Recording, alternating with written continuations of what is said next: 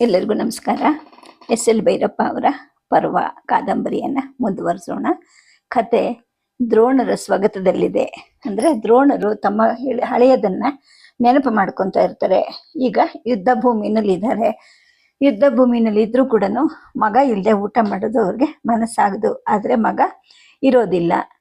ಅಂದರೆ ಅಲ್ಲಿ ಹೋಗಿ ರಥಗಳು ಕುದುರೆಗಳು ಯಾವ ರೀತಿ ಇದೆ ಅವೆಲ್ಲ ಕಲಸ ಮೇಲೋಗ್ರೆ ಆಗಿರುತ್ತೆ.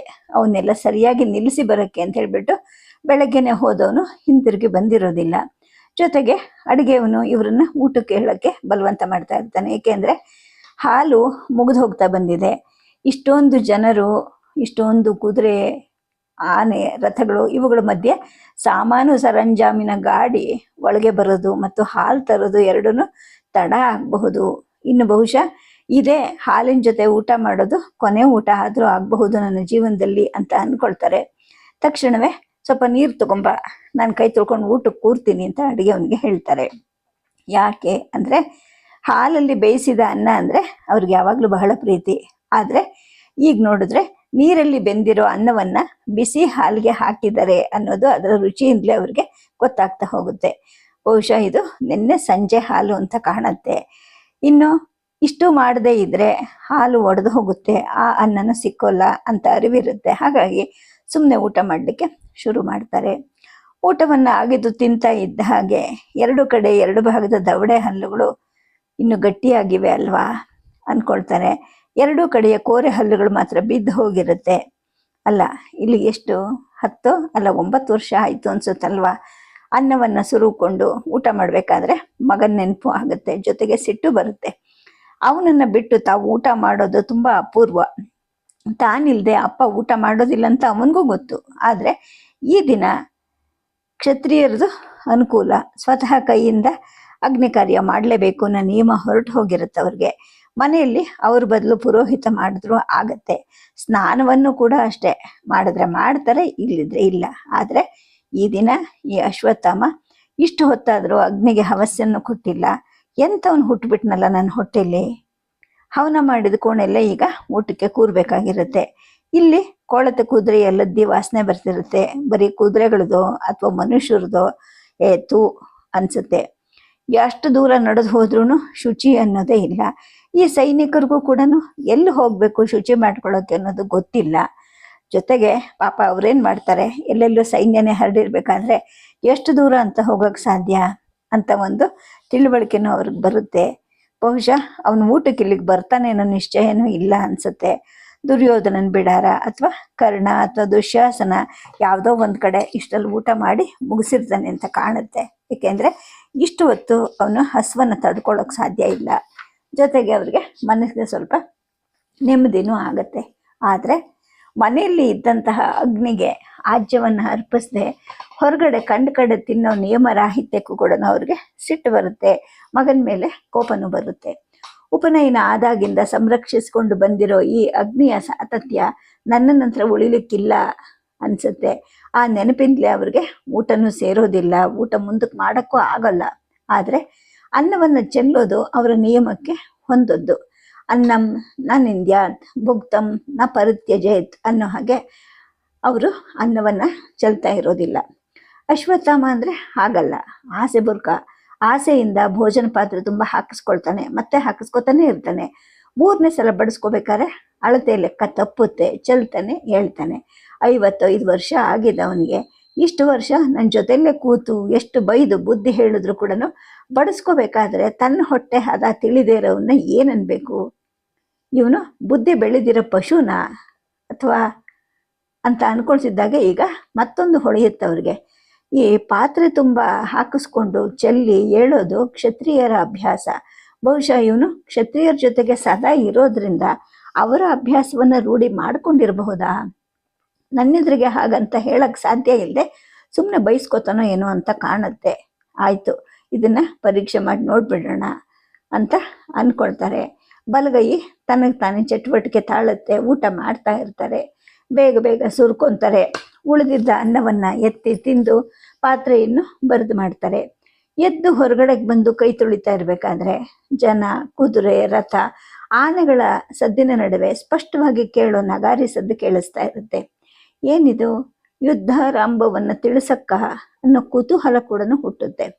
ಆದ್ರೆ ನನ್ನ ಜೊತೆ ಯಾವುದೇ ಸಮಾಲೋಚನೆಯನ್ನು ಮಾಡದೆ ಯುದ್ಧದ ಆರಂಭದ ನಿರ್ಣಯ ಈ ಭೀಷ್ಮರು ಮಾಡಿಬಿಟ್ರ ಅಂತ ಒಂದು ಅಪಮಾನದ ಭಾವ ಹೇಳುತ್ತೆ. ಸಿಟ್ಟು ಬರುತ್ತೆ. ಕಿವಿ ಇಟ್ಟು ಆಲಿಸ್ತಾರೆ. ಏನು ಸಾರದ ಸದ್ದು ಕೇಳಿಸ್ತಾ ಇಲ್ಲ. ಬರೀ ಗಿಜಿಗಿಜಿಯಲ್ಲಿ ವಿಂಗಡಣೆಯನ್ನು ರೂಪಿಸುವಂತಹ ನಗಾರಿಯ ಡಗ್ಗ ಡಗ್ಗ ಡಗ್ಗ ಅಂತ ಅನಿಸ್ತಾ ಕೇಳಿಸ್ತಾ ಇರುತ್ತೆ. ಒಳಗೆ ಹೋಗ್ತಾರೆ. ತಾವು ಉಂಡ ಪಾತ್ರವನ್ನು ತೊಳಿತಿದ್ದಂತಹ ಪರಿಚಾರಕನಿಗೆ ಆಜ್ಞೆ ಮಾಡ್ತಾರೆ. ಹವ್ಯ, ಹೊರಗಡೆ ಏನೋ ಸಾರ್ತಾ ಇದ್ದಾರೆ ಅನ್ಸುತ್ತೆ, ನಗಾರಿ ಸದ್ದು ಕೇಳಿಸ್ತಾ, ಹೋಗ್ಬಿಟ್ಟು ಅದೇನು ಅಂತ ತಿಳ್ಕೊಂಡ್ ಬಾ, ಓಡು ಅಂತ ಹೇಳ್ತಾರೆ. ಆ ಹವ್ಯ ಹುಟ್ಟಿದ್ದ ವಸ್ತ್ರವನ್ನು ಎತ್ತಿ ಕಟ್ಕೊಂಡು ಓಡ್ತಾನೆ. ಹೆಸರಿಗೆ ಆಚಾರ್ಯ ಅಂತ ನೀ ಮುದುಕ ಅಂದರೆ ಭೀಷ್ಮ ಮುಖ್ಯ ನಿರ್ಣಯ ಕೈ ತಗೋಬೇಕಾದ್ರೆ ನನ್ನನ್ನು ಹೊರಗುಳಿಸ್ತಾನೆ. ಧೃತರಾಷ್ಟ್ರ ಕೂಡ ಅಷ್ಟೇ, ಶಿಷ್ಯ ಅನಿಸ್ಕೊಂಡ ದುರ್ಯೋಧನನು ಕೂಡ ಹಾಗೇನೆ ಅಂದ್ಕೊಳ್ತಾ ಅವನು ಕುಂಡದ ಮಾತ್ರ ಕೂತ್ಕೊಂತಾರೆ. ಅದು ಲದ್ದಿ ವಾಸನೆಯನ್ನ ಹತ್ರ ಹಾಯ್ಗೊಡದೆ ತನ್ನ ಆವರಣವನ್ನು ಶುದ್ಧವಾಗಿ ಇಟ್ಕೊಂಡಿರುತ್ತೆ. ನೀಳವಾಗಿ ಉಸಿರು ತಗೋತಾ ಇರಬೇಕಾದ್ರೆ ಆಕಳಿಕೆ ಬರುತ್ತೆ. ಊಟ ಆದಮೇಲೆ ಮಲಗೋದು ಮೊದಲಿಂದ ಅವ್ರಿಗೆ ಸ್ವಲ್ಪ ರೂಢಿಯಾಗಿರುತ್ತೆ. ಹತ್ತಿರನೇ ಸುತ್ತಿ ಇಟ್ಟಿದ್ದ ದರ್ಬೆ ಜೊಂಡಿನ ಚಾಪೆ ಮೇಲೆ ಮೈ ಚಾಚ್ತಾರೆ. ಆಲ್ಸಿದ್ರು ಕೂಡ ನಗಾರಿ ಸದ್ದು ಕೇಳಿಸ್ತಿರಲ್ಲ. ಆದರೆ ಏನೋ ಕೂಗಿ ಸಾರಿದ ಹಾಗೆ ಬಾಸ್ತಾ ಆಗ್ತಾ ಇರುತ್ತೆ. ಅಪ್ಪ, ನಿನಗೆ ಇತ್ತೀಚೆಗೆ ಸರಿಯಾಗಿ ಕಿವಿ ಕೇಳಿಸ್ತಿಲ್ಲ ಅಂತ ಅಶ್ವತ್ಥಮ್ಮ ಆಗಾಗ ಹೇಳ್ತಾ ಇರ್ತಾನೆ. ಅದು ನಿಜ ಇದ್ರೂ ಇರಬಹುದಾ ಅನ್ಸುತ್ತೆ. ಮತ್ತೊಂದು ಆಕಳಿಕೆ ಬರುತ್ತೆ. ಹಾಗೆ ಕಣ್ಮುಚ್ಕೊಂತಾರೆ. ಹೊರಗಡೆ ಕುದುರೆ ಕೆನಿತಾ ಇರುತ್ತೆ. ಓಡಾಟ ಇಲ್ಲದೆ ಅದಕ್ಕೂ ಪಾಪ ಮೈಕೈ ನೋವು ಬಂದಿರಬಹುದು ಅಂದ್ಕೊಳ್ತಾರೆ. ಅಷ್ಟೊತ್ತಿಗೆ ನಿದ್ದೆಯಲ್ಲಿ ಮುಳುಗೋ ಹಾಗಾಗತ್ತೆ. ಅಷ್ಟರಲ್ಲಿ ಹವ್ಯ ಹಿಂತಿರುಗಿ ಬರ್ತಾನೆ. ಹತ್ರ ಬಂದು ಹೇಳ್ತಾನೆ, ಸಾರ್ತಾ ಇದ್ದಾರೆ. ನಿಯೋಗದಿಂದ ಹುಟ್ಟಿದ ಆ 5 ಜನಗಳು ಕುರುಕುಲಕ್ಕೆ ಸೇರಿದವರೇ ಅಲ್ಲ. ಅವರು ನಮ್ಮ ಮೇಲೆ ದಾಳಿ ಮಾಡಲಿಕ್ಕೆ ಬಂದಿದ್ದಾರೆ. ಪುರಾತನವಾದ ಕುರು ವಂಶವನ್ನು ಸಂರಕ್ಷಣೆ ಮಾಡೋದು ಧರ್ಮ ಅಂತ ನಂಬಿರೋರು ನಮ್ಮ ಕಡೆ ಯುದ್ಧ ಮಾಡಿ, ಇಲ್ಲ ಆ 5 ಜನಗಳದ್ದೇ ನ್ಯಾಯ ಅಂತ ತಿಳ್ಕೊಂಡವರು ಅವ್ರ ಕಡೆಗೆ ಹೋಗಬಹುದು. ಯಾವ ತಂಟೆನೂ ಬೇಡ ಅನ್ನೋರು ನಿಮ್ಮ ಊರಿಗೆ ಹೋಗಬಹುದು ಅಂತ ಹೇಳ್ಬಿಟ್ಟು ಆನೆ ಮೇಲೆ ಕೂತ್ಕೊಂಡು ನಗಾರಿ ಬಡ್ಕೊಂಡು ಸಾರ್ತಾ ಇದ್ದಾರೆ ಅಂತ ಹೇಳ್ತಾನೆ. ಆಗ ದ್ರೋಣರಿಗೆ ತಮ್ಮ ಅಸಮಾಧಾನ ಇಳಿಯುತ್ತೆ. ಓ, ನಾವೆಲ್ಲ ಕೂಡಿ ತೀರ್ಮಾನ ಮಾಡಿದ್ದೇ ಇದು ಅಂದರೆ ತನ್ನನ್ನು ಬಿಟ್ಟು ಏನು ನಿರ್ಣಯ ಮಾಡಿಲ್ಲ ಅನ್ಕೊತಾರೆ. ಮತ್ತೆ ಹೊರಳಿ ಮಲ್ಕೊಳ್ತಾರೆ. ಈಗ ನಿದ್ದೆ ಚೆನ್ನಾಗಿ ಬರುತ್ತೆ. ಬಿದ್ದು ಹೋಗಿದ್ದ ಕೋರೆ ಹಲ್ಲಿನ ಸಂದಿನಿಂದ ಹೊರಬರುವ ಗೊರಕೆ ಬಾಧಕವಾಗದಷ್ಟು ನಿದ್ರೆ ಬರುತ್ತೆ. 3 ಸಲ ಮಗ್ಗಲು ಬದಲಿಸ್ತಾರೆ. ನಡುವೆ ಅಂಗಾತ್ವಾಗಿ ಒಂದ್ಸತಿ ಮಲ್ಕೊಂಡು ಹೊರಳಿ ನಿದ್ದೆ ಮಾಡ್ತಾರೆ. ಎಚ್ಚರಿಕೆ ಆಗತ್ತೆ. ಮೈ ಕೈ ಮುರಿದು ಎದ್ದು ಕೂತ್ಕೊಂಡಾಗ ತಮ್ಮ ಅಡುಗೆಯವನಾದ ಹವ್ಯ ಅಡುಗೆ ಕೋಣೆ ಬಾಗಿಲಲ್ಲಿ ನಿಂತಿರ್ತಾನೆ. ತಮ್ಮ ಜೊತೆ ಏನೋ ಮಾತಾಡಲಿಕ್ಕೆ ಕಾದಿದ್ದಾನೆ ಅನ್ನೋ ಹಾಗೆ ನಿಂತಿರ್ತಾನೆ. ಏನು ಹೇಳು ಅಂತ ಇವ್ರು ಹೇಳಿದ ನಂತರ ಭಯ ಭಕ್ತಿಯನ್ನು ಪ್ರಕಟ ಮಾಡ್ತಾ 2 ಹೆಜ್ಜೆ ಹತ್ರ ಬರ್ತಾನೆ. ಬಾಗ್ ನಿಂತ್ಕೊತಾನೆ. ಆಚಾರ್ಯರೇ, ಯಾವ ತಂಟೆನೂ ಬೇಡ ಅನ್ನೋರು ನಿಮ್ಮ ಊರಿಗೆ ಹಿಂತಿರುಗಬಹುದು ಅಂತ ಸಾರಿದ್ರು. ಈ ವಿಷಯ ನಿಮ್ಮಲ್ಲಿ ನಿವೇದಿಸಿ ಅನುಮತಿ ಬೇಡೋ ಮನಸ್ಸಾಯಿತು ಅಂತಾನೆ. ಅವ್ರಿಗೆ ತಕ್ಷಣ ಅರ್ಥ ಆಗೋದಿಲ್ಲ. ಬಿಡಿಸಿ ಕೇಳಿದ್ರು. ಮತ್ತೆ ಅವನು ಅದನ್ನೇ ಹೇಳ್ದ. ಅಲ್ವೋ ಪುಕ್ಲ, ಅದು ಸೈನಿಕರಿಗೆ ಅಂತ ಸಾರಿದ್ದು, ಯುದ್ಧ ಮಾಡೋರಿಗೆ, ನಿನಗಲ್ಲ ಅಂತ ಅಂತಾರೆ. ಅಲ್ಲ ಆಚಾರ್ಯರೇ, ಯುದ್ಧ ನಡಿಬೇಕಾದ್ರೆ ಬರೀ ಸೈನಿಕರು ಮಾತ್ರ ಪ್ರಾಣ ಬಿಡ್ತಾರಾ? ನಮ್ಮ ಬಿಡಾರಗಳ ಮೇಲೂ ನುಗ್ಗುತ್ತಾರೆ, ಬೆಂಕಿ ಹಾಕ್ತಾರೆ. ನಾನು ನೋಡಿದ್ರೆ ಯೋಧ ಅಲ್ಲ, ನಾನು ಪರಿಚಾರಕ ಅಂತ ಕೂಗ್ಕೊಂಡ್ರೆ ಆ ರಭಸದಲ್ಲಿ ಯಾರಿಗೆ ಕೇಳುತ್ತೆ ಹೇಳಿ? ಕೇಳಿದ್ರು ಕೊಲ್ಲದೆ ಬಿಡೋ ತಾಳ್ಮೆ ಅವ್ರಿಗಿರುತ್ತಾ ಅಂತ ಕೇಳ್ತಾನೆ. ಈ ಯುದ್ಧದಲ್ಲಿ ಹಾಗೆಲ್ಲ ಆಗೋದಿಲ್ಲ. ಕಾಯಲು ಸಿದ್ಧರಾಗಿ ಬರೋವ್ರ ಮೇಲೆ ವಿನ ಯಾರು ಬೇರೆಯವ್ರ ಮೇಲೆ ಆಯುಧ ಅಥವಾ ಬಾಣ ಪ್ರಯೋಗ ಮಾಡಬಾರದು ಅಂತ ಉಭಯ ಪಕ್ಷಗಳಲ್ಲೂ ಒಪ್ಪಂದ ಆಗಿದೆ. ನೀನು ಧೈರ್ಯವಾಗಿರು ಅಂತ ಹೇಳ್ತಾರೆ. ಆದರೆ ಈ ಒಪ್ಪಂದದ ಪಾಲನೆ ಬಗ್ಗೆ ಅವ್ರಿಗೆ ಒಂದು ರೀತಿಯ ಸಂಶಯ ಮನಸ್ಸಿನಲ್ಲಿ ಹುಟ್ಕೊಳ್ತಾ ಹೋಗುತ್ತೆ. ಹವ್ಯ ಮತ್ತೆ ಅದೇ ಮಾತಾಡ್ತಾನೆ. ಆಚಾರ್ಯರೇ, ಕಾವು ಏರಿದ ಮೇಲೆ ನಿಯಮ ಉಳಿಯುತ್ತಾ? ನಿಮ್ಮ ಎದುರುಗಡೆ ನಿಂತ್ಕೊಂಡು ಈ ಥರ ಯುದ್ಧದ ಸಂಗತಿಯನ್ನ ಮಾತಾಡ್ತಿದ್ದೀನಿ ಅಂತ ಕೋಪ ಮಾಡ್ಕೋಬೇಡಿ ಅಂತ ಹೇಳ್ತಾನೆ. ತಾವು ಹಸ್ತಿನಾವತಿಗೆ ಬಂದು ರಾಜಕುಮಾರರಿಗೆ ಬಿಲ್ಲು ಗುರುಗಳಾಗಿ ನೇಮಕಗೊಂಡಾಗ ಇದೇ ಹವ್ಯನ ಅಪ್ಪ ನಲ ಅನ್ನೋನು ಅರಮನೆಯವರಿಗೆ ಕೆಲಸ ಮಾಡ್ತಿದ್ದ. ಅರಮನೆಯವರು ಅವನನ್ನು ತಮ್ಮ ಮನೆ ಪರಿಚಾರಕನನ್ನಾಗಿ ನೇಮಿಸಿದ್ರು. ಆಗ ಹೆಂಡತಿ ಬದುಕಿದ್ರು ಕೂಡ ಆಕೆ ರೋಗಿಷ್ಟೇ ಆಗಿದ್ಲು. ಹಾಗಾಗಿ ಆ ನಳನೇ ಅಡುಗೆ ಮಾಡ್ತಾ ಇದ್ದ. ಇವನಾಗ 8 ವರ್ಷದ ಹುಡುಗ. ತಮ್ಮ ಮನೆಯಲ್ಲೇನೆ ಕುದುರೆ ಮೇಯಿಸ್ತಿದ್ದ. ಅಪ್ಪ ಅಪ್ಪ ಸತ್ತ ನಂತರ ತಾವೇ ಇವ್ರನ್ನ ಕರೆಸ್ಕೊಂಡ್ರು. ಕುದುರೆ ಉಜ್ಜೋ ಕೆಲಸದಿಂದ ಬಿಡಿಸಿ ತಮ್ಮಲ್ಲಿ ಅಡಿಗೆ ಪರಿಚಾರಕನನ್ನಾಗಿ ನೇಮಿಸ್ಕೊಂಡಿದ್ದು. ತುಂಬ ದಿನದ ಪರಿಚಯದ ಸಲಿಗೆ ಅಂತ ಅನ್ಕೊಂತಾರೆ. ಜೊತೆಗೆ ಅವ್ರಿಗೆ ಕೋಪನೂ ಬರೋಕ್ಕೆ ಶುರು ಆಗುತ್ತೆ. ಆದರೆ ಅವನು ಅಂದಿದ್ದು ಸುಳ್ಳು ಅನ್ನೋಕ್ಕೆ ಕಾರಣ ಏನು ತೋಚೋದಿಲ್ಲ. ಸುಮ್ಮನೆ ಚಕ್ಕಲ್ ಮಕ್ಕಳ ಹಾಕೊಂಡು ಕೂತ್ಕೊಂತಾರೆ. ನಗಾರಿ ಬಡ್ದು ಸಾರಿರೋದ್ರಿಂದ ಎಷ್ಟು ಜನ ಪಕ್ಷ ಬದಲಾಯಿಸಬಹುದು, ಅಥವಾ ಯಾವ ಪಕ್ಷನೂ ಬೇಡ ಅಂತ ತಟಸ್ಥರಾಗಿ ಊರಿಗೆ ಹೋಗಬಹುದು ಅನ್ನೋ ಕುತೂಹಲ ಕೂಡ ಅವರಲ್ಲಿ ಹುಟ್ಕೋತಾ ಹೋಗುತ್ತೆ. ಹಸ್ತಿನಾವತಿಯ ಸೈನಿಕರು ತಟಸ್ಥರಾಗೋಕ್ಕೆ ಸಾಧ್ಯನೇ ಇಲ್ಲ. ಏಕೆಂದ್ರೆ ಅವರೆಲ್ಲರೂ ದುರ್ಯೋಧನನ ಅನ್ನದಿಂದ ಬೆಳೆದವರು. ಇನ್ನು ಉಳಿದ ರಾಜರುಗಳಲ್ಲಿ ಯಾರ್ಯಾರ ನಿಷ್ಠೆ ಯಾರಿಗಿದೆ ಅಂತ ಆಲೋಚನೆ ಮಾಡ್ತಾ ಇರ್ಬೇಕಾದ್ರೇನೆ ಹವ್ಯ ಅಲ್ಲೇ ನಿಂತಿರೋದು ಅವ್ರ ಗಮನಕ್ಕೆ ಬರುತ್ತೆ. ಜೊತೆಗೆ ಅವನು ಕೇಳಿದ ಮಾತಿಗೆ ತಾವಿನ್ನೂ ಉತ್ತರ ಕೊಟ್ಟಿಲ್ಲ ಅನ್ನೋದು ಅವ್ರಿಗೆ ಅರಿವಾಗತ್ತೆ. ಹವ್ಯ, ಇಷ್ಟು ದಿನ ದುರ್ಯೋಧನ ಮಹಾರಾಜನ ಅನ್ನ ತಿಂದಿದೀಯಾ? ಈ ಸಮಯದಲ್ಲಿ ಅವನ ಕೈ ಬಿಟ್ಟು ಹೋಗ್ತೀನಿ ಅಂತೀಯಲ್ವಾ? ಇದು ಅಧರ್ಮ ಅಲ್ವೇ ಅಂತ ಕೇಳ್ತಾರೆ. ಅವನು ಏನು ಮಾತಾಡೋದಿಲ್ಲ, ಬಾಯಿ ಮುಚ್ಕೊಂಡ ಅಂತ ಅರ್ಥ ಮಾಡ್ಕೊತಾರೆ. ಒಂದ್ಸಲ ಗಟ್ಟಿಯಾಗಿ ಆಕಳಿಸ್ತಾರೆ. ಒಂದಿಷ್ಟು ನೀರು ತಗೊಂಬ ಅಂತಾರೆ. ಅವನು ತಂದ ಮೊಗೆಯನ್ನು ಇಸ್ಕೊಂಡು ಹೊರಗಡೆ ಹೋಗಿ ಮುಕ್ಕಳಿಸಿ ಉಗುಳಿ ಒಳಗೆ ಬಂದು ಮತ್ತೆ ಅದೇ ಚಾಪೆ ಮೇಲೆ ಕೂತ್ಕೊಂಡು ನೀರು ಕುಡಿತಾರೆ. ಮೊಗೆಯನ್ನು ವಾಪಸ್ ಒಳಗಿಟ್ಟ ನಂತರ ಅವನು ಮತ್ತೆ ಹತ್ರ ಬಂದು ನಿಂತ್ಕೊಳ್ತಾನೆ. ತಿರುಗಿ ನೋಡ್ತಾರೆ. ಅಂದ್ರೆ ತಮ್ಮ ಮಾತಿನಿಂದ ಅವನಿಗೆ ಸಮಾಧಾನ ಆಗಿಲ್ಲ, ಅಂದ್ರೆ ಅವನ ಬಾಯಿ ಮುಚ್ಚಿಲ್ಲ ಅನ್ನೋದು ಇವ್ರಿಗೆ ಅರ್ಥ ಆಗುತ್ತೆ. ಏನು ಹೇಳು ಅಂತ ಕೇಳಿದಾಗ ಅವನು ಮತ್ತೆ ವಿನಯದಿಂದಲೇ ಮಾತಾಡ್ತಾನೆ. ಆಚಾರ್ಯರೇ, ನಾನು ನಿಮ್ಮ ಸೇವೆ ಮಾಡಿ ಅನ್ನ ತಿಂದಿದ್ದೀನಿ, ತಿಂತಾನೂ ಇದ್ದೀನಿ. ದುರ್ಯೋಧನ ಮಹಾರಾಜಂದೇನು ನಾನು ತಿಂತಾ ಇಲ್ಲ. ಅಲ್ಲದೆ ಪಾಂಡವರು ಕುರುಕುಲಕ್ಕೆ ಸೇರಿದವರೇ ಅಲ್ಲ ಅಂದ್ರೆ ಧರ್ಮದೇವತೆ ಮೆಚ್ಚುತ್ತಾ? ನಮ್ಮ ಚಿಕ್ಕಪ್ಪನ ಅಳಿಯ ಒಬ್ಬ ಕಾಂಡವ ಪ್ರಸ್ಥದಲ್ಲಿ ಅರಮನೆ ಸೇವೆ ಮಾಡ್ತಾ ಇದ್ದ. ಅವರು ರಾಜ್ಯ ಕಳ್ಕೊಂಡ್ಮೇಲೆ ಹಸ್ತಿನಾವತಿಗೆ ಬಂದಿದ್ದಾನೆ. ಅವನು ಹೇಳ್ತಾನೆ, ಯಜ್ಞಯಾಗ ನಿತ್ಯ ಹೋಮ ಮಾಡೋದ್ರಲ್ಲಿ ಪಾಂಡವರ ಹಿರಿಯ ಧರ್ಮರಾಜ ಇದ್ದಾನಲ್ಲ, ಅವನ ಸಮ ಯಾರೂ ಇಲ್ವಂತೆ, ಅಷ್ಟು ನಿಷ್ಠೆ ಅಂತೆ ಅವನಿಗೆ. ಅದು ಹೋಗ್ಲಿ ಅಂದ್ರೆ ಅದೆಲ್ಲ ಧರ್ಮ ಸೂಕ್ಷ್ಮ ನನಗೆ ತಿಳಿಯೋದಿಲ್ಲ. ಹೇಳಿ ಕೇಳಿ ನಾನು ವೈಶ್ಯ, ಹೊಲ ಉತ್ತು ಬಿತ್ತಿ ಕೆಲಸ ಮಾಡೋನು, ನಿಮ್ಮ ಸೇವೆಯಲ್ಲಿ ಬೆಳೆದೆ. ಸುಮ್ಮನೆ ಯುದ್ಧದ ತಂಟೆ ನನಗೆ ಯಾಕೆ ಅಂತಾನೆ. ದ್ರೋಣರು ಕತ್ತು ತಿರುಗಿಸಿ ಅವನ ಮುಖ ನೋಡ್ತಾರೆ. ಕಸಿವಿಸಿ ಆಗತ್ತೆ ಅವನಿಗೆ. ಹೇಳ್ತಾನೆ, ಆಚಾರ್ಯರೇ, ನಿಜವಾಗ್ಲೂ ಹೇಳಬೇಕು ಅಂದರೆ ಯುದ್ಧ ಹೇಗಿರುತ್ತೆ ಅಂತ ನನಗೆ ಗೊತ್ತೇ ಇರಲಿಲ್ಲ. ಈಗ ನನಗೆ ಹೆಂಡತಿ ಮಕ್ಕಳ ಜ್ಞಾಪಕ ಬರ್ತಾ ಇದೆ. ನಾನು ಸತ್ತು ಹೋದರೆ ಅವ್ರಿಗೇನು ದಿಕ್ಕು ಅಂತಾನೆ. ದ್ರೋಣರು ಮತ್ತೆ ಅವನನ್ನು ದಿಟ್ಟಿಸಿ ನೋಡ್ತಾರೆ. ಅವನ ದೃಷ್ಟಿಯನ್ನು ತಗ್ಗಿಸ್ತಾನೆ. ಹಾಗೆ ಸ್ವಲ್ಪ ಹೊತ್ತು ನಿಂತಿರ್ತಾನೆ. ಆ ನಂತರ ಒಳಗಡೆ ಅಡುಗೆ ಕೋಣೆಗೆ ಹೊರಟು ಹೋಗ್ತಾನೆ. ಅವರ ಮನಸ್ಸಿನ ಪ್ರಸನ್ನತೆ ಮತ್ತೆ ಕಲಕದ ಹಾಗಾಗತ್ತೆ. ಅವನು ಒಟ್ಟಿಗೆ ಆಡಿದ ಮಾತುಗಳು ಒಂದೊಂದಾಗಿ ನೆನಪಲ್ಲಿ ಸುತ್ತಕ್ಕೆ ಶುರುವಾಗುತ್ತೆ. ಪಾಂಡವರು ಕುರುಕುಲಕ್ಕೆ ಸೇರಿದವರೇ ಅಲ್ಲ ಅಂದ್ರೆ ಧರ್ಮದೇವತೆ ಮೆಚ್ಚೋದಿಲ್ಲ ಅನ್ನೋ ಮಾತಿನಿಂದ ಅವ್ರಿಗೆ ಸಂತೋಷನೇ ಆಗತ್ತೆ. ಈ ದಾಯಾದಿಗಳಿಗೆ ರಾಜ್ಯ ಕೊಡೋದಿಲ್ಲ ಅಂತ ಹೇಳ್ಬಿಟ್ಟು ದುರ್ಯೋಧನ ನೇರವಾಗಿ ಹೇಳಿದ್ರೆ ಅವರ ಆಕ್ಷೇಪಣೆ ಏನೂ ಇರ್ತಿರ್ಲಿಲ್ಲ. ಆದರೆ ಅವರು ನಿಯೋಗಕ್ಕೆ ಹುಟ್ಟಿದವರು, ನಿಯೋಗನೇ ಅಧರ್ಮ ಅಂದ್ಬಿಟ್ಟು ಆರ್ಯ ಧರ್ಮದ ವಿರುದ್ಧ ವಾದ ಶುರು ಮಾಡಿರೋದು ಅವ್ರಿಗಿಷ್ಟ ಆಗಿರೋದಿಲ್ಲ, ಹಾಗೆ ಒಪ್ಪಿಗೆನೂ ಆಗಿರೋದಿಲ್ಲ. ಹಾಗಂತ ಗಟ್ಟಿಯಾಗಿ ಅದನ್ನ ಹೇಳಲಾರ್ದೆ ಅವನ್ನ ವಿರೋಧಿಸಲಾರ್ದೆ ಸುಮ್ಮನಿರ್ತಾರೆ. ಅನೂಚಾನವಾಗಿ ನಡೆದು ಬಂದಂತಹ ಧರ್ಮ ಅಂತ ಅಂದ್ಕೊಳ್ಳುವಾಗ ಶ್ವಾಸ ದೀರ್ಘವಾಗಿ ಉಸಿರನ್ನು ಎಳ್ಕೊಳ್ಳುತ್ತೆ. ಪಕ್ಕದಲ್ಲೇ ಇದ್ದ ಹವನಕುಂಡದ ಹಿತಕರವಾದ ಒಂದು ಘಮ ಮೂಗನ್ನ ಅರಳಿಸುತ್ತೆ. ತುಂಬಾ ಹಿಂದಿನ ನೆನಪು ತಕ್ಷಣ ತೇಲಿ ಬರುತ್ತೆ. ಜೊತೆಗೆ ಮತ್ತೊಂದು ಅಂಶ ಅವ್ರಿಗೆ ಅರಿವಿಗೆ ಬರುತ್ತೆ. ದೀರ್ಘವಾಗಿ ಉಸಿರೆಳ್ಕೊಳ್ಳುವಂತಹ ವಾಸನೆಯನ್ನು ಸೇವಿಸಿದಾಗೆಲ್ಲ ತಮಗೆ ಯಾವುದಾದ್ರೂ ಹಿಂದಿನ ನೆನಪು ಬಂದೇ ಬರುತ್ತೆ. ಎಷ್ಟೋ ಸಲ ಹೀಗಾಗಿದೆ, ಏನು ಒಂದಕ್ಕೊಂದರ ಸಂಬಂಧ ಅಂದ್ಕೊಳ್ತಾರೆ. ಮೂಗು ಮತ್ತೆ ಹವನದ ವಾಸನೆಯನ್ನು ಎಳ್ಕೊಳ್ಳುತ್ತೆ. ನನ್ನ ಪೂರ್ವದ ವಾಸನೆ ಇರಬಹುದಿದು, ಕೈ ಬಿಟ್ಬಿಟ್ಟು ಧನುರ್ವಿದ್ಯೆಗೆ ಪೂರ್ತಿಯಾಗಿ ನಿಂತು ಬಿಟ್ನಲ್ವಾ ಅನ್ಸುತ್ತೆ. ಜೊತೆಗೆ ಆ ಹಿಂದಿನ ನೆನಪು ಬರುತ್ತೆ. ತಮ್ಮ ತಂದೆ ಭರದ್ವಾಜ ಸ್ನೇಹಿತ ಸತ್ಯವ್ರತರು ಹೇಳಿದ್ರು, ಎಷ್ಟು ಪ್ರೀತಿ ಅವರಿಗೆ ನನ್ನನ್ನು ಕಂಡ್ರೆ. ಅಪ್ಪ ಗಂಗಾದ್ವಾರದಲ್ಲಿ ಸ್ನಾನ ಮಾಡ್ತಿದ್ರಂತೆ. ನದಿ ಮೇಲ್ಭಾಗದಲ್ಲಿ ಒಬ್ಬ ಅಪ್ಸರೆ ಸ್ನಾನ ಮಾಡ್ತಾ ಇದ್ಲಂತೆ.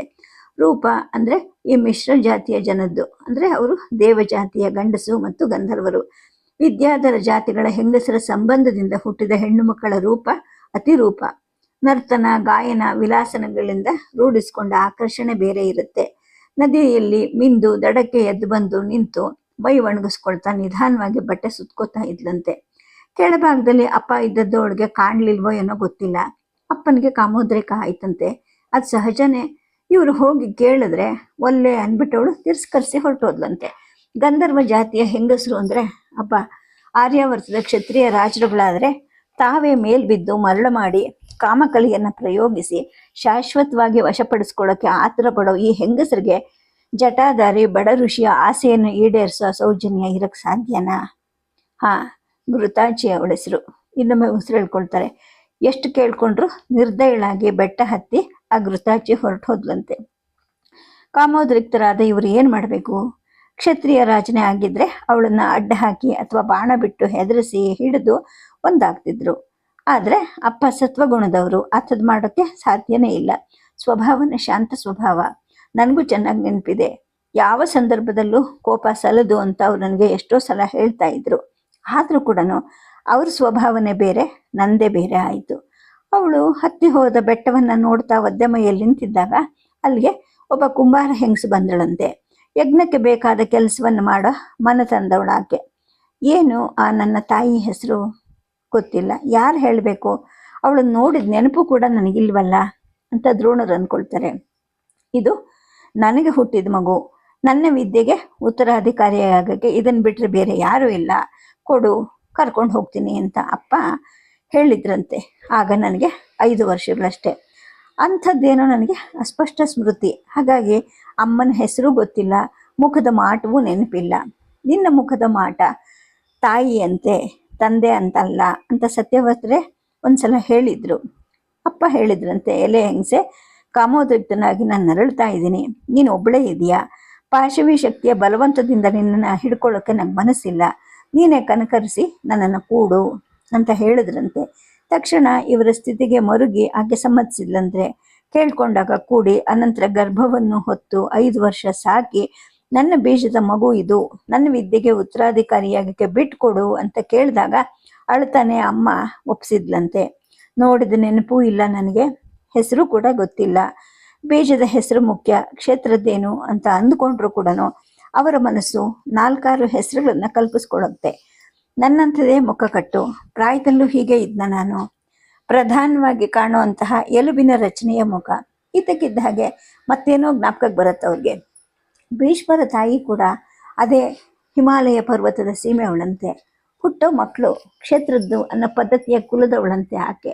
ಹೀಗಾಗಿ ಭೀಷ್ಮರ 7 ಜನ ಅಣ್ಣಂದ್ರು ಗಂಧರ್ವರೇ ಆಗಿ ಹೋದ್ರಂತೆ. ಇನ್ನು ನಮ್ಮಪ್ಪನ ಕೇಳಿಕೆಗೆ ಆ ಅಪ್ಸರೆ ಘೃತಾಚಿ ಒಂದು ಪಕ್ಷ ಒಪ್ಪಿ ನಾನು ಹುಟ್ಟಿದ್ರೆ ನನ್ನನ್ನು ಅವಳು ಅಪ್ಪನಿಗೆ ಖಂಡಿತ ಕೊಡ್ತಿರ್ಲಿಲ್ಲ. ಆಗ ನಾನು ಏನಾಗಿರ್ತಿದ್ದೆ ಅನ್ನೋ ಪ್ರಶ್ನೆ ಹುಟ್ಟಿದ ತಕ್ಷಣ ಬೆರಗಿನಲ್ಲಿ ಮನಸ್ಸು ನಿಂತು ಹೋಗುತ್ತೆ. ಚಿಕ್ಕ ವಯಸ್ಸಿನ ಭಾವನೆ, ಬಡತನ, ಅವಮಾನ, ಆ ನಂತರ ಬಂದ ಆಚಾರ್ಯರ ಪದವಿ, ಅನ್ನದ ಹಂಗು, ಇವೆಲ್ಲ ಅಲ್ಲಿಯ ಜೀವನದ ರೀತಿನೇ ಬೇರೆ. ಅಣ್ಣ, ತಮ್ಮ, ಅಕ್ಕ, ತಂಗಿ ಎಲ್ಲರೂ ತನಗಿರ್ತಿದ್ರು ಅಂತ ಕಾಣುತ್ತೆ. ತಂದೆನೋ ಅಥವಾ ತಂದೆಯರೋ ಅಥವಾ ಖಚಿತವಾದ ತಂದೆಯರು ಮನಸ್ಸು ಸ್ಪಷ್ಟವಾದ ದಾರಿಗಾಣದೆ ಮಬ್ಬಲ್ಲಿ ಹಿಂಗೆ ಹೋಗುತ್ತೆ ದ್ರೋಣರಿಗೆ. ಕೂತಲ್ಲೇನೆ ಚಕ್ಕಲ್ ಮಕ್ಕಳಲ್ಲಿ ಮೂರ್ತಿ ಹಾಗೆ ಸುಮ್ಮನೆ ಕೂತಿರ್ತಾರೆ. ಅನಂತರ ಇದ್ದಕ್ಕಿದ್ದ ಹಾಗೆ ಅಚಾನಕ್ಕಾಗಿ ಬಲಗಡೆಗೆ ತಿರುಗಿ ನೋಡ್ತಾರೆ. ಹವ್ಯ ಒಳಗಡೆ ಹೋಗಿರ್ತಾನೆ. ಊಟ ಮಾಡ್ತಾ ಇರಬಹುದು ಅಂದ್ಕೊಳ್ತಾರೆ. ಆದರೆ ಅವ್ರ ಮನಸ್ಸು ಮಾತ್ರ ದಾರಿ ಕಾಣದೇ ಇರೋ ಮರಳಲ್ಲಿ ಹಿಂಗೋ ಜರಿ ಹಾಗೆ ಆಗಿ ಹೋಗಿರುತ್ತೆ. ಸ್ವಲ್ಪ ಹೊತ್ತಿಗೆ ಅಲ್ಲಿ ಹೊರಗಡೆ ಕುದುರೆಗಳ ಕುರುಪುಟ ಕೇಳುತ್ತೆ. ಅದು ಬಂದ ರಭಸ, ಗಕ್ಕನೆ ನಿಂತ ರೀತಿ ಮತ್ತು ಸವಾರ ಕೆಳಗೆ ನೆಗೆದು ಪಾದರಕ್ಷೆಯ ಒರಟು ಸದ್ದಿನಿಂದ ಬಂದಿದ್ದು, ಇದೆಲ್ಲದರಿಂದ ಬಂದವನು ಅಶ್ವತ್ಥಾಮ ಅಂತ ಅವ್ರಿಗೆ ತಕ್ಷಣ ತಿಳಿಯುತ್ತೆ. ತಕ್ಷಣವೇ ಬಾಗಿಲನ್ನು ಮುಚ್ಚಿದ ಹಾಗೆ ಒಳಗಡೆ ಕತ್ತಲಾಗುತ್ತೆ. ಈ ಚಪ್ಪರದ ಡೇರೆ ಹಾಕಿದವರು ಅವನ ಮೈ ಗಾತ್ರದ ನಿಖರ ಜ್ಞಾನ ಇಲ್ದವರು ಅನಿಸುತ್ತೆ. ಬಾಗಿಲನ್ನು ಸಣ್ಣಗಿಟ್ಟಿದ್ದಾರೆ ಅಂತ ಅಂದ್ಕೊಳ್ತಾರೆ. ಅಲ್ಲದೆ ಇದು ಇಂಥವ್ರಿಗೆ ಅಂತ ಕಟ್ಟಿದ ಡೇರೆನಲ್ಲ. ಒಟ್ಟಿನಲ್ಲಿ ಸೇನಾ ಮುಖ್ಯರಿಗೆ, ರಾಜರುಗಳಿಗೆ ಕಟ್ಟಿದ ಹಲವಾರು ಡೇರೆಗಳಲ್ಲಿ ಒಂದನ್ನು ತಮಗೂ ಕೊಟ್ಟಿದ್ರು. ಅಶ್ವತ್ಥಾಮನ ಮುಖ ನೋಡಿದ್ರೆ ಸ್ನಾನ ಇತ್ಯಾದಿಗಳಾಗಿಲ್ಲ ಅಂತ ಯಾರಾದರೂ ತಕ್ಷಣ ಹೇಳಬಹುದಿತ್ತು. ಹಾಗಿತ್ತು. ಕಸೆ ಕಟ್ಟಿ ಕುದುರೆ ಸವಾರಿಗೆ ಅನುಕೂಲ ಆಗೋ ಹಾಗೆ ಬಿಗಿದ ವಸ್ತ್ರದ ಮೂಲ ಬಣ್ಣ ಯಾವುದು ಅಂತ ಯಾರಿಗೂ ಗೊತ್ತಾಗದೇ ಇರೋ ಹಾಗೆ ಆಗಿತ್ತು. ಬಿಳಿದಾದ ಗಡ್ಡ ಮತ್ತು ತಲೆಯ ಬಿಳಿ ಕೂದಲುಗಳು ಧೂಳು ಮೆತ್ತುಕೊಂಡು ಮಾಸಲಾಗಿದ್ವು. ದಪ್ಪವಾದ ಹೊಟ್ಟೆ ಸುತ್ತ ಬಿಗಿದು ಕಟ್ಟಿದ್ದ ಮೌಂಜ ಬೆವರಿಂದ ನೆನೆದು ಹೋಗಿರುತ್ತೆ. ಊಟ ಮಾಡದೆ ಎಲ್ಲಿ ಹೋಗಿದ್ದೆ ಅಂತ ಕೇಳ್ತಾರೆ. ನನ್ನ ರಥ, ಕುದುರೆ, ಬಿಲ್ಲುಗಾರರು ಎಲ್ಲ ಕಲಿಸಿ ಹೋಗಿದ್ರು, ಹುಡುಕಿ ವ್ಯವಸ್ಥಿತ ರೂಪಕ್ಕೆ ತಂದೆ ಅಂತ ಅಶ್ವತ್ಥಾಮ ಹೇಳ್ತಾನೆ. ಊಟ ಅಂತ ಕೇಳಿದಾಗ ಆಯ್ತಪ್ಪ, ದುರ್ಯೋಧನ ಮಹಾರಾಜನ ಬಿಡಾರದಲ್ಲಿ ಅಂತ ಹೇಳ್ತಾ ಅವನ ಹತ್ರ ಕೂತ್ಕೊಳ್ಳೋಕೆ ಹೋಗ್ತಾನೆ. ಆಗ ಬೆವರಿನ ವಾಸನೆ ಅಲ್ಲೆಲ್ಲ ಅಡರುತ್ತೆ. ಭೀಷ್ಮರು ಇದ್ದಕ್ಕಿದ್ದ ಹಾಗೆ ಕೃಷ್ಣ ದ್ವೈಪಾಯನರನ್ನು ಕಾಣಕ್ಕೆ ದ್ವೈಪಾಯನ ವನಕ್ಕೆ ಹೋದ್ರಂತೆ. ಈ ಸಮಯದಲ್ಲಿ ನೀವು ಹೋಗಿ ಕೂಡ್ದು ಅಂತ ಮಹಾರಾಜ ಹೇಳಿದ್ರು ಕೇಳದೆ ಯಾವುದೋ ಧರ್ಮ ಸೂಕ್ಷ್ಮ ತಿಳ್ಕೊಳ್ಳೋಕ್ಕೆ ಅಂತ ಹೋದ್ರಂತೆ. ನಾಳೆ ಸಂಜೆಗೆ ವಾಪಸ್ ಬರ್ತಾರಂತೆ, ನಾಳದ್ದು ಬೆಳಗ್ಗೆ ಯುದ್ಧಾರಂಭ ಅಂತೆ ಅಂತ ಅಂತಾನೆ. ಅರೆ ಇದೇನಿದು ಹೊಸ ಧರ್ಮ ಸೂಕ್ಷ್ಮ, ಏನಿರಬಹುದು ಅಂತ ದ್ರೋಣರು ಕುತೂಹಲಿಗಳಾಗ್ತಾರೆ. ಅಷ್ಟರಲ್ಲಿ ಅಶ್ವತ್ಥಾಮನ ಬೆವರಿನ ವಾಸನೆ ಅಲ್ಲೆಲ್ಲ ಅಡರುತ್ತೆ. ಹವನದ ಗಂಧವನ್ನು ಮುಚ್ಚಿ ಹಾಕಿ ದೀರ್ಘವಾಗಿ ಉಸಿರಾಡ್ತಿದ್ದ ಅವ್ರಿಗೆ ತಕ್ಷಣ ಉಸಿರನ್ನ ನಿಲ್ಲಿಸೋ ಹಾಗೆ ಅನ್ಸುತ್ತೆ. ಹೊರಗಿನ ಲದ್ದಿಗಳ ನಾತ ಒಳಗೆ ಬರೋಕ್ಕೆ ಶುರು ಆಯ್ತಾ ಅನ್ನೋ ಅನುಮಾನ ಬರುತ್ತೆ. ಆದರೆ ಲದ್ದಿಯ ನಾತಕ್ಕೂ ಬೆವರಿನ ನಾತಕ್ಕೂ ವ್ಯತ್ಯಾಸ ತಿಳಿದೆ ತನ್ನ ಮೂಗಿಗೆ ಅಂದ್ಕೊಳ್ತಾ ಅವ್ರು ಹೇಳ್ತಾರೆ, ಮಗನ್ ಕೇಳ್ತಾರೆ, ನಿನ್ನ ಸ್ನಾನ ಎಲ್ಲಾಯಿತು ಅಂದಾಗ, ಆಗಲಿಲ್ಲ ಅಪ್ಪ, ಯುದ್ಧದಲ್ಲಿ ಅವೆಲ್ಲ ಎಲ್ಲಿ ಸಾಧ್ಯ ಅಂತ ಅಶ್ವತ್ಥಾಮ ಹೇಳ್ತಾನೆ. ಅಂದರೆ ಅಗ್ನಿ ಕಾರ್ಯವನ್ನು ಮಾಡಿಲ್ವಾ ಅಂದಾಗ ಮಗ ಉತ್ತರ ಹೇಳೋದಿಲ್ಲ. ಸೆಕೆ ಅನ್ನೋ ರೀತಿಯಲ್ಲಿ ಒಮ್ಮೆ ಗಟ್ಟಿಯಾಗಿ ಕುದುರೆ ಹಾಗೆ ಉಸಿರು ಬಿಡ್ತಾನೆ. ವಾಸ್ತವವಾಗಿ ಅಲ್ಲೇನು ಸೆಕೆ ಇರೋದಿಲ್ಲ. ಬೇಸಿಗೆ ಮುಗಿದಿರುತ್ತೆ, ಮಳೆ ನೆರೆಗಳು ಕಳೆದು ಗಿಡಗಳೆಲ್ಲ ಹೊಸ ಹಸಿರು ತಿರುಗಿದ ಈ ಋತುವಿನಲ್ಲಿ ರಾತ್ರಿ ವೇಳೆ ಹೊದ್ಕೊಳ್ಳೋಕ್ಕೂ ಕೂಡ ಬೇಕಾಗಿರುತ್ತೆ. ಹಗಲಿನ ಹವ ಹಿತಕರವಾಗಿರುತ್ತೆ. ಆಗ ನೀನೇನು ಬ್ರಾಹ್ಮಣನೋ ಚಂಡಾಲನೋ ಅಂತ ಹೇಳ್ಬಿಟ್ಟು ದ್ರೋಣರು ಅಶ್ವತ್ಥಾಮನಿಗೆ ಹೇಳ್ತಾರೆ. ಈ ಮಾತಿಂದ ಅವರಿಗೆ ಹೆಚ್ಚು ಕೋಪ ಬಂದಿರೋದು ಅವನಿಗೂ ಗೊತ್ತಾಗುತ್ತೆ, ಅವನಿಗೂ ಅರಿವು ಆಗುತ್ತೆ. ತಕ್ಷಣ ಆ ವಿಷಯ ಮನಸ್ಸಿಂದ ಮರೆಯಾಗಿ ಬೇರೊಂದು ಅಂಶ ಆಕ್ರಮಿಸ್ಕೊಳ್ಳುತ್ತೆ. ಅಲ್ಲ, ಆ ಭೀಷ್ಮರನ್ನು ಕಾಡ್ತವರ ವಿಶೇಷ ಧರ್ಮ ಸೂಕ್ಷ್ಮ ಯಾವುದಿರಬಹುದು? ನಿಯೋಗದಿಂದ ಹುಟ್ಟಿದ ಪಾಂಡವರು ಕುರುಕುಲಕ್ಕೆ ಸೇರಿದವರೇ ಅಲ್ವೇ ಅನ್ನೋ ವಿಷಯದಲ್ಲಿ ಅವರ ಶ್ರದ್ಧೆ ಏನು ಅಂತ ತನಗೂ ಗೊತ್ತಿದೆ. ಅದಕ್ಕಾಗಿ ಅವರು ಕೃಷ್ಣ ದ್ವೈಪಾಯನರನ್ನ ನೋಡೋಕ್ಕೆ ಹೋಗಬೇಕಾಗಿಲ್ಲ. ಇನ್ನು ಮಹಾಸೇನಾನಿ ಪದ ವಹಿಸ್ಕೊಂಡಿರೋ ಅವರು ಯುದ್ಧ ಶುರುವಾಗೋ ಸಮಯದಲ್ಲಿ ಧರ್ಮದ ಗೋಚಲು ಕಾಣಿಸ್ದಾಗ ಅದು ನನ್ನನ್ನು ಬಿಟ್ಟು ಅಷ್ಟು ದೂರದ ಕಾಡಿಗೆ ಹುಡ್ಕೊಂಡು ಹೋದ್ರಲ್ಲ ಅನ್ನೋ ಅರಿವಾಗುತ್ತೆ. ಜೊತೆಗೆ ಏನೋ ಒಂದು ರೀತಿಯ ಅವಮಾನದ ಭಾವ ಅವರಲ್ಲಿ ಹುಟ್ಕೊಳ್ಳುತ್ತೆ. ಏಕೆಂದರೆ ಸಾಧಾರಣವಾಗಿ ಧರ್ಮ ಜಿಜ್ಞಾಸೆ ಹುಟ್ಟಿದಾಗ ಅವರು ನನ್ನನ್ನೇ ಕರೀತಾ ಇದ್ರು, ಚರ್ಚೆ ಮಾಡ್ತಿದ್ರು. ಚರ್ಚೆ ಅಂದ್ರೇನು? ಬಹುತೇಕ ಹೇಳ್ತಿದ್ದವ್ರು ಅವರೇನೆ. 10-15 ವರ್ಷ ಸತತವಾಗಿ ವೇದಾಧ್ಯಯನ ಮಾಡಿದ್ರಂತೆ. ಗಂಗಾ ನದಿ ಆಚೆ ದಡದಲ್ಲಿ ಗುಡಿಸ್ಲು ಕಟ್ಕೊಂಡಿದ್ರಂತೆ. ಆನಂತರ ಕೂಡ ಅದರ ಆಲೋಚನೆ ಅವ್ರು ಬಿಟ್ಟವರೇ ಅಲ್ಲ. ವೇದ, ರಾಜನೀತಿ, ಪುರಾತನರ ಜೀವನ ವಿಚಾರ ಮೊದಲಾದವುಗಳಲ್ಲಿ ಅವರು ತಿಳ್ಕೊಂಡಿರೋ ವಿವರಗಳು ಕೂಡ ಅದ್ಭುತವಾದದ್ದು. ಯುದ್ಧ ವಿದ್ಯೆ ಒಂದನ್ನೇ ಬೆನ್ನು ಹತ್ತಿ ವೇದಾಧ್ಯಯನ ಅಧ್ಯಾಪನಗಳನ್ನೆಲ್ಲ ನಾನು ಕೈ ಬಿಟ್ಟು ಎಷ್ಟೋ ವರ್ಷಗಳಾಗ್ಬಿಟ್ವಲ್ವಾ. ದೃಪದನಿಂದ ಅವಮಾನದ ಮಾತು ಕೇಳಿದ ನಂತರ ಪೂರ್ತಿಯಾಗಿ ಬಿಟ್ಟೆ. ಆದರೆ ಧರ್ಮ ಸೂಕ್ಷ್ಮ ಅಥವಾ ವೇದದ ಅಂತರಾರ್ಥದ ಪ್ರಶ್ನೆ ಬಂದಾಗ ನನಗೆ ಹೇಳಿ ಕಳಿಸದೆ ಅವ್ರು ಸುಮ್ಮನೆ ಇರ್ತಿರ್ಲಿಲ್ಲ. ಈಗ ಯಾಕೆ ಕೃಷ್ಣ ದ್ವೈಪಾಯನರಲ್ಲಿ ಹೋಗಿರಬಹುದು? ನನಗೆ ತಿಳಿಸೂ ಇಲ್ಲ. ಜೊತೆಗೆ ನನ್ನನ್ನು ಕರ್ಕೊಂಡು ಹೋಗಬಹುದಾಗಿತ್ತಲ್ವಾ? ನಿಮ್ಮದು ಬ್ರಾಹ್ಮಣ ಗುಣ ಅಲ್ಲ, ನೀವು ಯಾಕೆ ಕ್ಷತ್ರಿಯರಾಗಬಾರ್ದು ಅಂತ ಇವತ್ತು ಬೆಳಗ್ಗೆ ತಾನೇ ಹೇಳಿದ್ರು. ಬರೀ ತಮಾಷೆಗೆ ಅಂತ ತಾನು ಅಂದ್ಕೊಂಡೆ.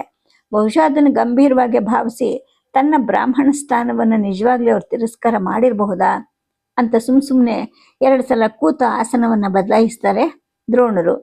ಅವರು ಸಾಧಾರಣವಾಗಿ ಕೂಡ್ತಾ ಇದ್ದಿದ್ದು ಅರೆಪ್ರದ್ಮಾಸನದಲ್ಲಿ. ಅಂದರೆ ಒಂದು ಪಾದ ಇನ್ನೊಂದು ಕಾಲಿನ ತೊಡೆ ಮೇಲಿರ್ತಿದ್ದು, ಅವರ ಪಾದ ನೆಲದ ಮೇಲೆ.